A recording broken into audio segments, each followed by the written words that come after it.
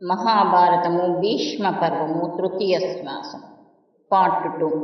కౌరవ పక్షాన అలంబాసుడి చేతిలో వీరసర్గం పొందినవారు ఇరావంతుడు. భీష్ముడి చేతిలో వీరసర్గం పొందినవారు విరాటుని తమ్ముడు శతానికుడు. యుద్ధారంభం. 9వ రోజు యుద్ధానికి కౌరవసేన సర్వతోభద్ర వ్యూహంన నిలిచారు. కృపాచార్యుడు, కృతవర్మ, శల్యుడు, శకుని, సుదక్షిణుడు, సైంధవుడు, కురుకుమారులు భీష్మునితో వ్యూహం ముందు భాగంలో ఉన్నారు.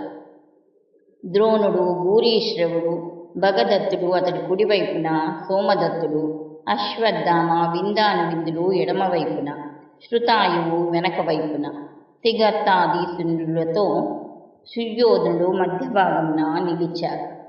ఈ వ్యూహము చూసి ధర్మరాజు, దుష్టదుమ్న, తాత, భీష్ములు పన్నిన వ్యూహమును చూశావు కదా, మనము ఈరోజు శిఖండిని ముందుంచి అతనికి సహాయంగా మనము నిలిచి పోరాడవలేము. అందుకు అనువైన వ్యూహరచన చెయ్యుము అన్నాడు. సాత్యాకి, విరాటుడు కుడివైపున, అభిమన్యుడు, పాంచాల కేకేయ రాజుడు ఎడమవైపున, కుంతీబోధుడు వెనక వైపున, యుధిష్ఠిరుడు, నకుల సహదేవ, ద్రౌపదీ పుత్రులతో మధ్య భాగంన నిలిచారు. శిఖండిని ముందు నిలిపి అతనికి ఒకవైపున ఘటోత్కచుడు భీమసేనుడు నిలవగా, అర్జునుడు వేరొక వైపు నిలువగా, సకల యోధులు వారికి రక్షణగా నిలువగా, దృష్టదుమ్నుడు యుద్ధానికి సిద్ధమయ్యాడు. బేరీ నినాదములు, శంఖములు, పూరింపుల శబ్దాలు మిన్నంటుతుండగా యుద్ధం మొదలైంది. అభిమన్యుని పరాక్రమం. అభిమన్యుడు కౌరవ వ్యూహంలోకి చొచ్చుకొని పోయి దూదిని నిప్పంటుకున్నట్లు కౌరవ వీరులను మట్టుబెడుతున్నాడు. తన రథమును గుండ్రంగా తిప్పుతూ ద్రోణ, కృపాచార్య, సైంధవులను సమర్థవంతంగా ఎదుర్కొంటున్నాడు. ఇది చూసి సుయోధనుడు ఆలంబాసుని పిలిచి, ఆలంబాస, చూశావా, అభిమన్యుడు చిచ్చెర పిడుగులా విజృంభిస్తున్నాడు. వాడిని ఎదుర్కొనగలిగిన వాడివి నువ్వే, వాడిని చంపాలి అన్నాడు. ఆలంబాసుడు తన రాక్షస మూకతో అభిమన్యుణ్ణి ఎదుర్కొన్నాడు. వారి దాటికి పెనుగాలికి ఎండుటాకుల వలె పాండవ సైన్యం కాక వికలలైంది. ఇది చూసి ద్రౌపదీసుతులు అభిమన్యునికి సహాయంగా వచ్చి రాక్షసులను హతమారుస్తున్నారు. కోపించిన ఆలంబాసుడు పాండవ కుమారులపై శరవర్షం కురిపించారు. ద్రౌపదీసుతులు ఆలంబాసునిపై చెడిమానాల బాణములు కురిపించారు. ఆ బాణముల దాటికి ఆలంబాసుడు తెలివి తప్పి మరో క్షణంలో తేరుకొని ద్రౌపదీసుతులపై పుంకాలుగా బాణములు గుప్పించి వారి విల్లులు, కేతనములు విరిచి ఒక్కొక్కరిపై 5 బాణములు వేశాడు. సోదరుల అవస్థ ఆలంబాసుని విజృంభణ చూసిన అభిమన్యుడు ఆలంబాసునిపై అతి క్రూరమైన నారచ బాణములు ప్రయోగించాడు. మిగిలిన వారు ఆలంబాసుడు మాయావిద్య ప్రావీణ్యుడు, అభిమన్యుడు దివ్యాస్త్ర సంభూతుడు. వీరిరువురి యుద్ధం ఎంత రసవంతరము అని చూస్తున్నారు. అభిమన్య, ఆలంబాసుల, దేవేంద్ర, వృత్తాసురుల వలె యుద్ధం చేస్తున్నారు. ఆలంబాసుడు తన మాయాశక్తితో రణభూమిని అంధకార బంధురం చేశాడు. అభిమన్యుడు భాస్కరాస్త్ర ప్రయోగంతో ఆ చీకట్లను పటాపంచలు చేశాడు. ఆలంబాసుడు అనేక మాయలు చేయగా అభిమన్యుడు వాటిని అన్నిటినీ తిప్పికొట్టాడు. అభిమన్యుని శస్త్రధాటికి తాళలేక ఆలంబాసుడు రథము దిగి పారిపోయాడు. ఆలంబాసుడు పారిపోగానే అభిమన్యుడు విజృంభిస్తూ కౌరవసేనలో చొచ్చుకుపోయి ఊచకోత కొయ్యడం మొదలుపెట్టాడు. కౌరవసేనలు అభిమన్యుని ధాటికి గజగజలాడాయి. అది చూసి భీష్ముడు అనేక మంది రథికులతో అక్కడికి చేరి అభిమన్యుణ్ణి ఎదుర్కొన్నాడు. అభిమన్యుడు జంకక అనేక రూపములతో వీర విహారం చేస్తున్నాడు. అది గమనించిన అర్జునుడు కుమారుని పరాక్రమానికి సంతోషిస్తూ భీష్ముణ్ణి ఎదుర్కొన్నాడు. కురు పాండవ వీరుల పోరు. భీష్మునికి అర్జునునికి మధ్య పోరు ఘోర రూపం దాల్చింది. ఇంతలో కృపాచార్యుడు అభిమన్యుడిపై శరవర్షం కురిపించాడు. వెంటనే సాత్యాకి కృపాచార్యుని శరములు ధరించి అనేక కూరబాణములు అతడిపై ప్రయోగించాడు. వాటిని అశ్వత్థామ మధ్యలో నేతునుంచి సాత్యాకి విల్లును త్రుంచాడు. వెంటనే సాత్యాకి మరో విల్లు అందుకుని అశ్వత్థామ మూర్చిల్లేలా ఒక కూర బాణంతో కొట్టాడు. అశ్వత్థామ వెంటనే తేరుకొని సాత్యకి గుండెలకు గురిపెట్టి శరసంధానం చేసి అతడి కేతనమును విరిచి భీకర గర్జన చేశాడు. ఆగ్రహించిన సాత్యకి అశ్వత్థామ రథము కనిపించకుండా కొట్టాడు. అది చూసిన ద్రోణుడు సాత్యకి శరవర్షం కురిపించాడు. అది చూసి అర్జునుడు సాత్యకి సహాయం వచ్చి ద్రోణుణ్ణి ఎదుర్కొన్నాడు అని సంజయుడు చెప్పగా, ధృతరాష్ట్రుడు సంజయ, అర్జునుడు ద్రోణుని ప్రియ శిష్యుడు కదా. అర్జునునికి ద్రోణుడంటే గురుభక్తి అధికం. మరి వారిరువురు ఎలా యుద్ధం చేశారు అని అడిగాడు. సంజయుడు అర్జున ద్రోణుల మధ్య జరిగిన యుద్ధం వర్ణించసాగాడు. మహారాజా, క్షేత్రీయ ధర్మం ప్రకారం యుద్ధభూమిలో తలపడిన తర్వాత గురువు, తండ్రి, తమ్ములు, పుత్రులు, పౌత్రులు, శిష్యులు, మామలు అనే భేదం విడిచి యుద్ధం చేయాలి కనుక అర్జునుడు, ద్రోణుడు యుద్ధభూమిలో శత్రువుల వలనే యుద్ధం చేశారు. అర్జునుడు ద్రోణునిపై 3 కూర నారచములు ప్రయోగించాడు. ద్రోణుడు వాటిని త్రుంచి అర్జునునిపై శరవర్షం కురిపించాడు. సుయోధుని ప్రేరణపై దిగర్తాధిపతి ద్రోణుని దాటి పోయి అర్జునునిపై భల్లబాణములు ప్రయోగించాడు. అర్జునుడు ఆ బాణమును మధ్యలో త్రుంచి తిగర్తాధీశుని సైన్యంపై వాయవ్య అస్త్రమును ప్రయోగించాడు. ఆ వాయవ్య అస్త్రధాటికి తిగర్తాధీశుని సైన్యం చెల్లా చెదురు అయింది. ద్రోణుడు వాయవ్య అస్త్రానికి విరుగుడుగా శైలాస్త్రమును సంధించి దాని ప్రభావాన్ని తగ్గించాడు. అది చూసిన అర్జునుడు వాడి అయిన బాణములను ప్రయోగించి తిగర్తాధీశుని కుమారులను తరిమి కొట్టాడు. అది చూసిన సుయోధనుడు, కృపాచార్యుడు, బాహ్లికుడు, శల్యుడు మొదలైన రథికులతో చేరి అర్జునుని ఎదుర్కొన్నాడు. సుయోధనాదులనే కాక ద్రోణుణ్ణి కూడా తన వాడి శరములతో అర్జునుడు చికాకు పరిచాడు. ఇంతలో భీష్ముడు అర్జునుని ఎదుర్కొని అతడిపై శరవర్షం కురిపించి తన క్రూర బాణములతో వేలకు వేల శత్రువుల శిరసులను ఖండించాడు. మరోపక్క శకుని, భూరిశ్రవులు, నకుల, సహదేవులను ఎదుర్కొన్నారు. కళింగరాజు, భగదత్తులు తమ భుజబలంతో భీమునితో పోరాడుతున్నారు. కొండ మీద నుండి దూకే సింహంలా భీముడు రథం నుండి కిందికి దూకి గజ సైన్యముల కుంభస్థలములను పగలగొడుతున్నాడు. భీమసేనుని గదాఘాతములకు గజబలము బెదిరి పారిపోయాయి. శృతాయువు, భగదత్తులు వాడి అయిన బాణములతో భీమసేనుని కవచం చీల్చారు. మరొక వైపు భీష్ముడు పాండవ సైన్యాలను చెండాడుతున్నాడు. ఇది గమనించిన ధర్మరాజు భీముణ్ణి రమ్మని చెప్పాడు.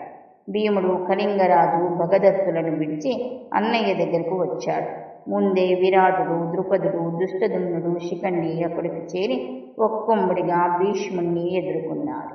భీష్ముడు శిఖండిని వదిలి వారిని ఎదుర్కొని శరములు వెయ్యసాగాడు. రధికులు ప్రతిగా శరములు వదులుతున్నారు. పోరు సంకలమైంది. ధ్యానాంతర సమరం మధ్యాహ్నమైంది. విరిగిన రథములు, చచ్చిన హయములు, రక్తపటేరులతో రణభూమి భయానకంగా ఉంది. ఉభయ సైన్యములు పోరు సలుపుతున్నా మన సైన్యంలో నైతిక బలము తగ్గుతుంది.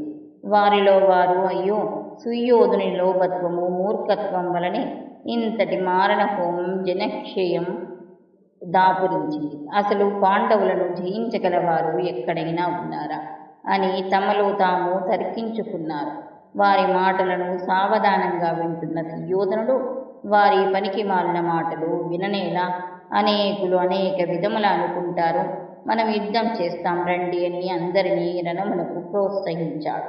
ఆ సమయంలో భీమసేనుడు రణరంగంలో వీర విహారం చేస్తూ శత్రువులను ఊచకోత కోస్తున్నాడు.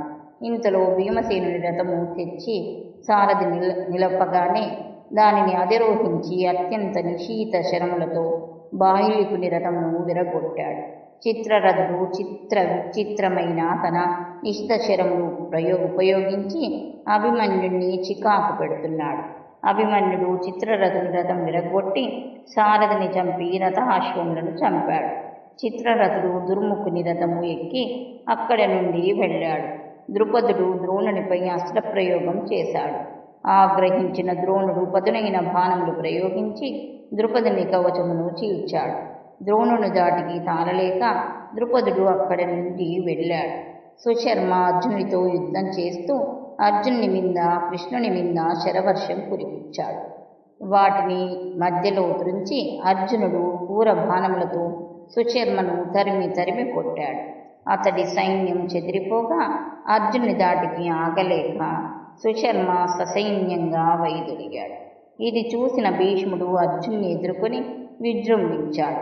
మధ్యలో సాత్యకి భీష్ముడిని ఎదుర్కొని అతడిపై శరవర్షం కురిపించాడు. భీష్ముడు కోపించి శక్తి ఆయుధమును సాత్యకిపై విసిరాడు. శరీరం వంచి దానిని వడసి పట్టి తిరిగి భీష్మునిపై విసిరి సింహనాదం చేశాడు. భీష్ముడు తన ఆయుధమును తనే త్రుంచి సాత్యకిపై 10 పదునైన బాణములు వేశాడు. పాండవ సైన్యం ఒక్కుమ్మడిగా భీష్మునిపై పడింది.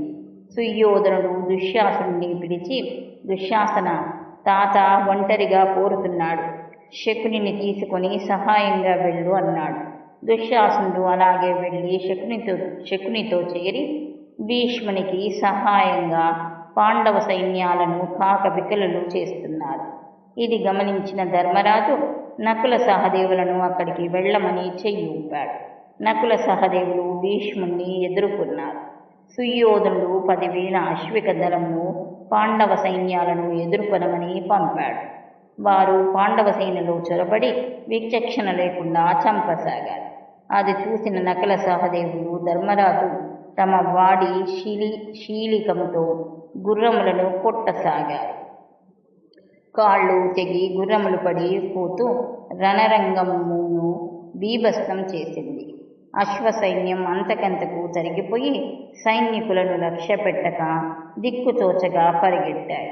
వాటి కింద పడి సైనికులు చనిపోసాగారు. అనేక హయములు రౌతులను కింద వేసి చంపసాగాయి. అనేకుల తమ గుర్రాల కింద పడి మరణించారు. అశ్వదళం నశించగానే పాండవులు భేరి సూర్యనాదాలు చేశారు.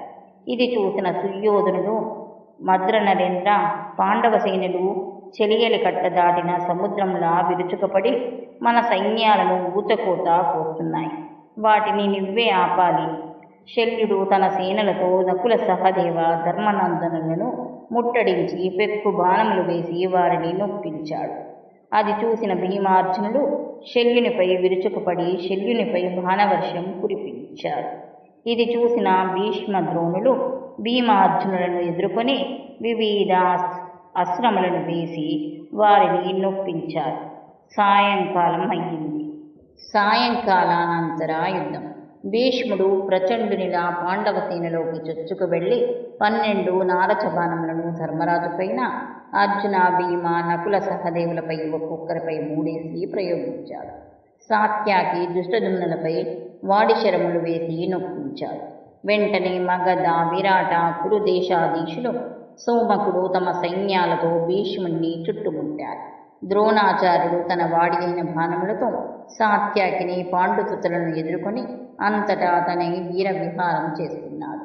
భీష్ముడు తనను ఎదిరించిన వారిని శరం పరంపరతో అస్త్రశస్త్రములతో వేధిస్తూ రథమును చిత్ర విచిత్ర రీతులా నడుపుతూ పాండవ సైన్యాలను చెండాడుతున్నాడు. తన శరములతో హయములను, గజములను తుడుమాడుతున్నాడు. రణభూమి అంతా చనిపోయిన హయ గజములతో నిండిపోయింది. పాండవ సైన్యమంతా భీష్ముని దాటి చూసి భయకంపితమైనది. భీష్ముణ్ణి ఆపగలిగిన వారు లేకపోయారు. కనిపించిన వారిని కనిపించినట్లు చంపుతున్నాడు. హయముల, విరిగిన రథముల, సైన్యముల హాహాకారములతో, గజముల ఘీంకార ధ్వనులతో రణరంగం మారుమోగిపోయింది. శ్రీకృష్ణుడు అర్జునుని హెచ్చరించుట. భీష్ముని విజృంభణ చూసిన శ్రీకృష్ణుడు, ఈరోజు భీష్ముడు అత్యంత శౌర్యంతో మన సేనలను తుణుమాడుతున్నాడు, నువ్వేమో చోద్యం చూస్తున్నావా అని ఎత్తి పొడిచాడు. అర్జునుడు డోలాయ మనస్కుడై విన్నకున్నాడు. అది చూసిన కృష్ణుడు, అర్జున, నా మాట వినలేదా? నిన్ను నమ్మి యుద్ధమునకు వచ్చిన రథికులు నిన్ను చూసి నవ్వరా? నాడు విరాటుని కొలువులో సంజయునితో నువ్వు వాడిన మాటలు మరిచావా అన్నాడు. అర్జునుడు, కృష్ణ, సకల బంధుజనాన్ని చంపి ఏమి ఘనకార్యం చేశానని ఈ రాజ్యాన్ని ఏలుకోను, యుద్ధం చెయ్య మనస్కరించుటలేదు, కానీ క్షేత్రీయ ధర్మము విడవలేను కదా అని నిర్వేదంగా భీష్ముణ్ణి ఎదుర్కొన్నాడు. పారిపోతున్న సైన్యాలను ఆగండి, అందరం కలిసి భీష్ముణ్ణి ఎదుర్కొంటాము అన్నాడు. అర్జునుడు సింహనాదం చేసి గాంధీవం సంధించి మహాశస్త్రములను భీష్మునిపై సంధించాడు.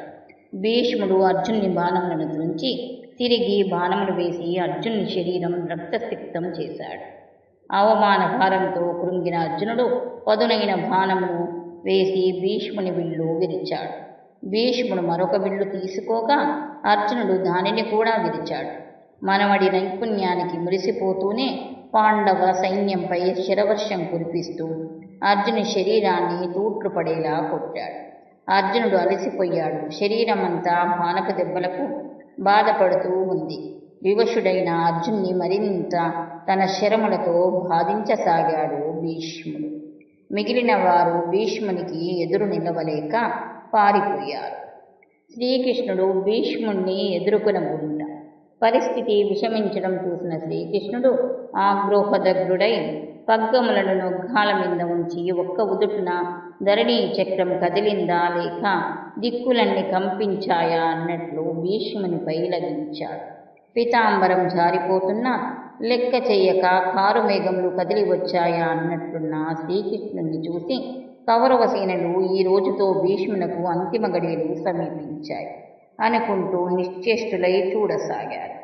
ఇది చూసిన భీష్ముడు, రావయ్యా కృష్ణ, వచ్చి వేగమే నన్ను సంహరించి నాకు విముక్తి కలిగించు అని చేతులు ఎత్తి నమస్కరిస్తూ శ్రీకృష్ణుని ముందు మోకరిల్లి ప్రార్థించాడు.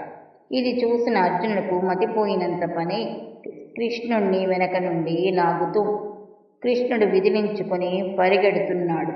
మరలా వెనక పరిగెత్తి కృష్ణుని పట్టి, భావా కృష్ణ, యుద్ధం చెయ్యనని నాకు ఇచ్చిన మాట మరువకయ్యా. నువ్వు ఇచ్చిన మాట నువ్వే తప్పితే లోకమేమంటుంది? నాకు అపవాదు తీసుకురాకు. నా అలసట తీరింది, భీష్మునితో పోరాడుతాను అనగానే శాంతించి శ్రీకృష్ణుడు తిరిగి రథము అధిరోహించి పగ్గములు చేతపట్టాడు. ప్రళయకాల రుద్రుని వలె గర్జించి అర్జునుడు గాంధీవం సంధించి కౌరవసేనను రూపుమాపసాగాడు. మహాదవకాశం జారిపోయిన భీష్ముడు తిరిగి విల్లు ఎక్కుపెట్టి కృష్ణార్జునుల మీద శరములు నాటాడు. పాంచాల సేనలను భీష్ముడు భారీకాయుడు చీమలను నలిపినట్లు నలుపుతుంటే కృష్ణునితో సహా పాండవులు నిశ్చేష్టులై చూడసాగారు.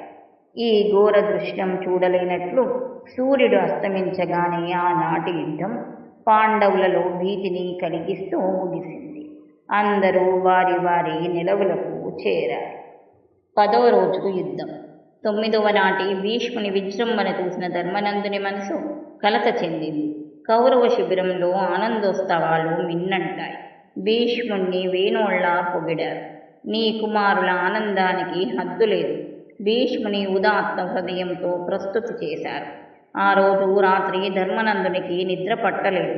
తన తమ్ముళ్లను తీసుకుని కృష్ణుని శిబిరానికి వెళ్ళాడు. కృష్ణ, చూశావు కదా, కారిచిచ్చు అడవిలోని మృగములను నాశనం చేసినట్లు భీష్ముడు పాండవ సేనలను ధ్వంసం చేశాడు. ఆ మహావీరుని ముందు మన వాళ్ళెవ్వరూ నిలవలేకపోయారు. కార్యాచరణ విచక్షణ లోపించి నేను వినాశనకరమైన యుద్ధానికి అంగీకరించాను. బంధుమిత్రులను చంపుకొని నేను ఈ రాజ్యాన్ని ఎలా పాలించగలను? కనుక నేను అడవులకు పోయి నిశ్చింతగా ఆకు అలములు తింటూ తపస్సు చేసుకుంటాను. నా తమ్ముళ్లతో కూడి మునివృత్తి స్వీకరిస్తాను. వాళ్ళంతా నా కారణంగా అడవులలో కష్టాలు అనుభవించారు. వారిని నేను భీష్మునికి బలి ఇవ్వలేను. నా తమ్ముల క్షేమమే నాకు ముఖ్యం కృష్ణ. మా మీద దయ ఉంచి ధర్మ మార్గాన్ని ఉపదేశించు అని వేడుకున్నాడు. ఆ మాటలు విన్న కృష్ణుడు, ధర్మనందన, నువ్వు సత్యవాక్య పరిపాలకుడు. నీ తమ్ముళ్ళు 4 దిక్కులు జయించినవారు. మీకు ఎలాంటి దుర్గతి కలగదు. నా సహాయ సంపత్తితో మీకు అమాత్యుడనై నీకు రాజ్యసిద్ధి కలగజేస్తాను. అర్జునుడు నాకు భక్తుడు, సఖుడు, బంధువు, శిష్యుడు. అతని కోసం నేను నా శరీరాన్ని అయినా కోసి ఇస్తాను. ఉపప్లవ్యంలో అర్జునుడు పలికిన పలుకులు నిజము చెయ్యవలసిన బాధ్యత నా మీద ఉన్నది. నేను మీకు సాధకంగా శపథం చేశాను. అవన్నీ నిజము చేయవలసిన బాధ్యత నాకు ఉంది. ఒకవేళ అర్జునుడు తెగువ చేసి భీష్ముణ్ణి వధించకున్నా నేను ఆ పని చేసి అయినా మీకు విజయం చేకూరుస్తాను అన్నాడు. అది విన్న ధర్మనందనుడు, కృష్ణ, నువ్వు యుద్ధం చేయనని కేవలం సహాయ సహకారాలు అందిస్తానని చెప్పావు. నీ చేత యుద్ధం చేయించి నీ మాట అసత్యం చేయటం భావ్యము కాదు. అకట దైవము నాకు ఎన్ని ఇక్కట్లు కలగచేస్తున్నాడు. ధర్మరాజు భీష్ముణ్ణి పడగొట్టడానికి నిశ్చయించుకొనుట. భీష్ముడు కౌరవుల పక్షాన యుద్ధం చేసినా నాకు మేలు చేస్తానని మాట ఇచ్చాడు. మా తండ్రి పోయిన నాటి నుండి మమ్మలను ఆదరించి అల్లారు ముద్దుగా పెంచిన భీష్మునికి కీడు చేయడానికి మనసు రావడం లేదు. అయినా తప్పేలా లేదు. అయినా రాజధర్మము ఎంతటి క్రూరమైందో కదా అని ఖేదంతో పలికాడు. కృష్ణునికి ధర్మనందుని అంత ఆంతర్యం అర్థమైంది. భీష్ముని వధోపాయం తెలుసుకోవాలని అనుకుంటున్నాడు. ఆ రోజు భీష్ముడు మరలా కలవమని చెప్పడంలో ఆంతర్యం ఇదే కాబోలు అనుకుని, ధర్మనందన, నీ ఆలోచన బాగుంది. భీష్ముడు కోపంతో చూస్తే అతడి ముందు ఎవరూ నిలవలేరని నువ్వే చెప్పావు కదా. నువ్వు వెళ్ళి అడిగితే చాలు. భీష్ముడు తనను వధించే ఉపాయం నీకు తప్పక వివరించగలడు కనుక మనమందరము భీష్ముణ్ణి సందర్శించి ఆయనను భక్తితో ప్రార్థించి అతని వలన ఉపదేశం పొందవలను అని పలికాడు. అప్పుడు ధర్మరాజు సౌమ్య వేషధారణతో తన తమ్ముళ్లను తీసుకుని భీష్ముణ్ణి చూడటానికి వెళ్ళాడు. భీష్మునికి సాష్టాంగ నమస్కారం చేశాడు. భీష్ముడు వారిని సాదరంగా ఆదరించి పేరు పేరున వారి క్షేమం అడిగి, ధర్మనందన, ఈ సమయంలో మీరు నన్ను చూడవచ్చిన కార్యమేమి? సందేహించక అడుగు. ఎంతటి దుష్కార కార్యమైనా నెరవేర్చగలను అని పలికాడు. దీనవదనుడైన ధర్మరాజు, పితామహ, మాకు రాజ్యప్రాప్తి ఎలా కలుగుతుంది? మా సైన్యం క్షీణించకుండా కాపాడే మార్గం సెలవివ్వండి అని అడిగాడు. భీష్ముడు తనను తాను పడగొట్టే మార్గము చెప్పుట.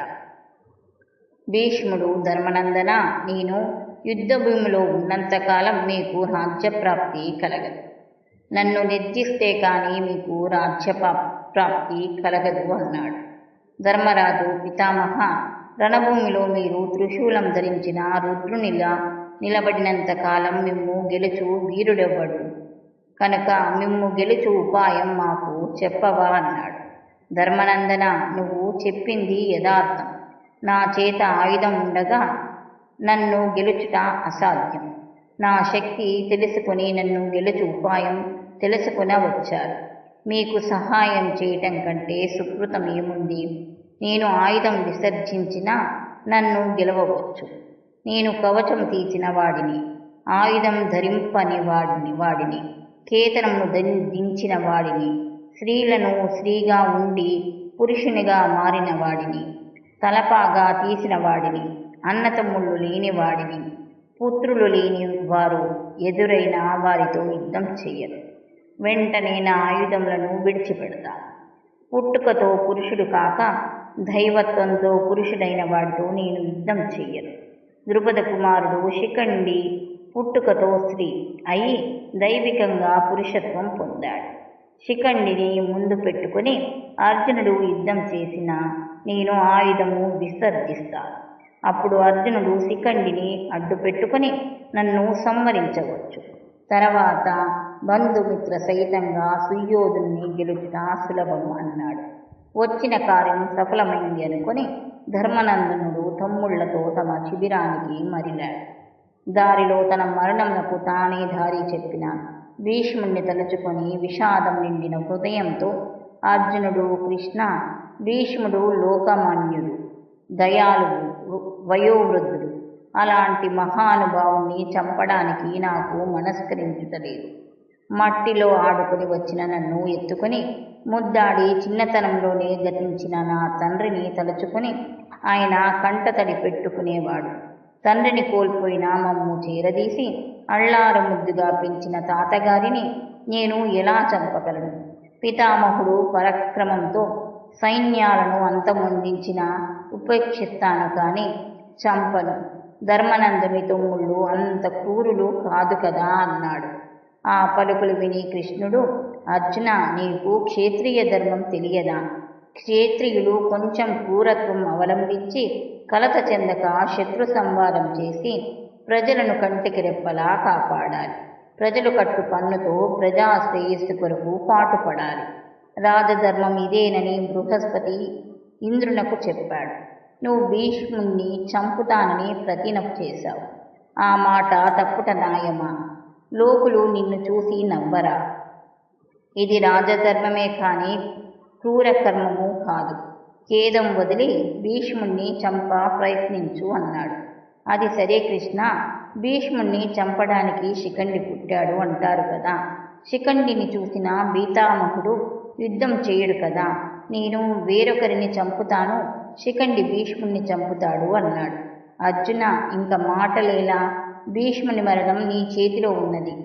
నీ వెంత కాదన్నా విధి లిఖితం మార్చుట అసాధ్యం. ఇతర మాటలతో కాలయాపన చేయక భీష్ముణ్ణి వధించు అన్నాడు.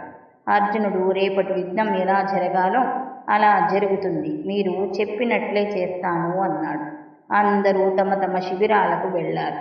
అది విన్న ధృతరాష్ట్రుడు, సంజయ, పాండుసుతులు ఎలా శిఖండిని ముందు పెట్టుకుని భీష్మునితో యుద్ధం చేశారు నాకు వివరించు అన్నాడు. యుద్ధారంభం. సూర్యోదయం కాగానే పాండవులు సేన సమేతులై రణమునకు బయలుదేరారు. సేనకు ముందు భాగంలో శిఖండిని నిలిపారు. ఇరువైపులా భీమార్జునులను, వెనక వైపు అభిమన్యుణ్ణి, ద్రౌపదీ పుత్రులను, వారికి ఇరువైపులా చెక్కితానుడు, సాత్యాకి, వారి వెనుక దుష్టదుమ్నుడు మొదలగు పాంచాల కుమారులను నిలిపారు. నకుల సహదేవులను ఇరువైపులా నిలుపగా ధర్మరాజు వీరందరిని పరీక్షిస్తూ విరాటరాజు, ద్రుపదుడు మొదలగు రాజులు, కేకేయ రాజులు, దుష్టదుమ్నుడు మోహరిస్తున్నారు. బేరి తూర్యనాదములు మిన్నంటగా యుద్ధం ఆరంభమైంది. ఇరుపక్షాలు తీవ్రంగా పోరాడుతూ దేవదహన యుద్ధాన్ని తలపింపచేస్తుంది. నకుల సహదేవులు చెలరేగి కౌరవసేనను తునుమాడుతున్నారు. భీమార్జునులు కౌరవసేనను ఊచకోత కోస్తున్నారు. మొత్తం పాండవసేన విజృంభించి కౌరవసేనను ధ్వంసం చెయ్యసాగింది.